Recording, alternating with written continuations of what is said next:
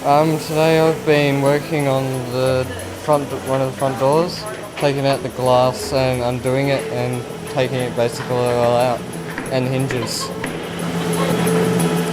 It was a bit tricky because there were so many bolts, but in the end it was quite easy than the back doors.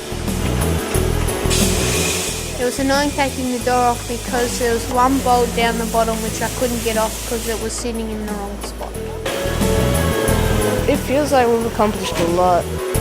Today I took the driver window out and I also took the driver door off. The first door I got off, the bolt was destroyed, so it wouldn't come off, but we got it off. And now we're trying to get the other one off. But Scott's helping me with that one right now.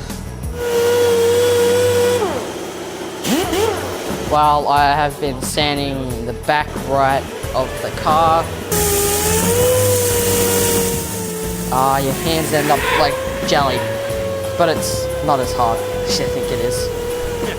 Put it on and it starts just going away.